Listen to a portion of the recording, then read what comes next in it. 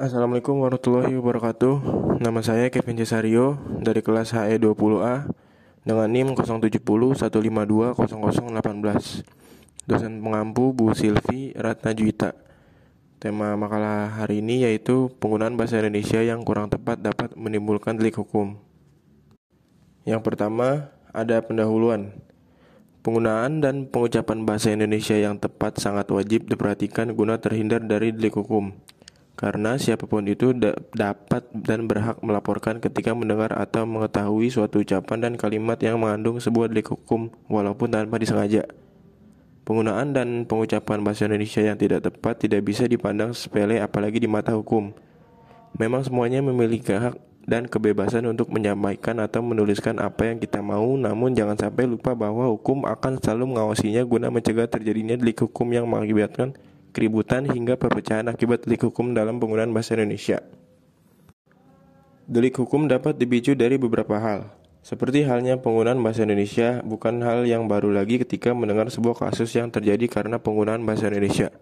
Sudah banyak kasus-kasus yang tersebar di muka bumi ini yang disebabkan oleh penggunaan bahasa Indonesia terutama di dunia maya. Lalu yang kedua ada metode penelitian.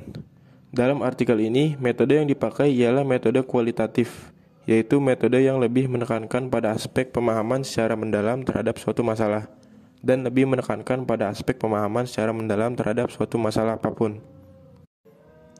Metode penelitian kualitatif lebih menggunakan teknik analisis di dalam permasalahan ini yang dimana dalam penggunaan bahasa Indonesia jika tidak sesuai dapat menimbulkan suatu delik hukum, di mana dalam halnya rasisme yang dilakukan di sosial media dan pencemaran nama baik yang banyak dilakukan antara pejabat dengan warga sipil. Di kalangan media sosial banyaknya rasisme yang dilakukan. Yang ketiga ada pembahasan. Metode penelitian kualitatif adalah metode yang lebih menekankan pada aspek pemahaman secara mendalam terhadap suatu masalah. Metode kualitatif adalah metode yang menekankan aspek pemahaman secara mendalam terhadap suatu masalah. Di kalangan sosial media, banyaknya rasisme, hate speech, body shaming, dan awalnya mereka bercanda belaka, tetapi dapat menimbulkan suatu permasalahan hukum. Dari sekian banyak kasus yang terjadi dan bermacam-macam bentuknya yang dipicu oleh penggunaan bahasa yang kurang baik, dari sini kita dapat mengambil pelajaran yang sangat penting untuk modal dalam hidup kita. Dengan ini kita dapat mengetahui bahwa setiap orang memiliki respon dan ketersinggungannya masing-masing, yang menyadarkan kita untuk tidak memukul rata atau menilai semua orang memiliki respon yang sama atas apa yang telah kita lakukan.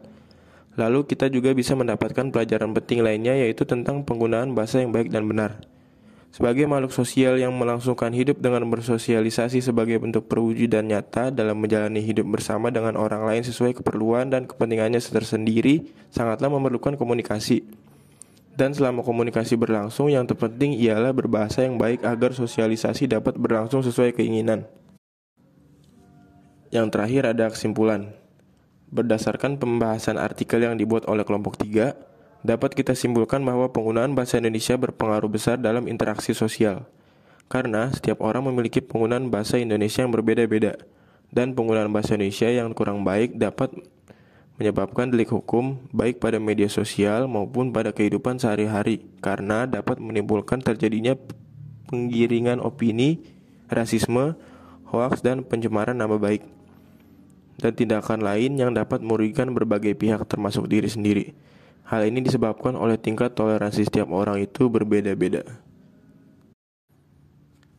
Saya kira cukup untuk artikel ilmiah kali ini.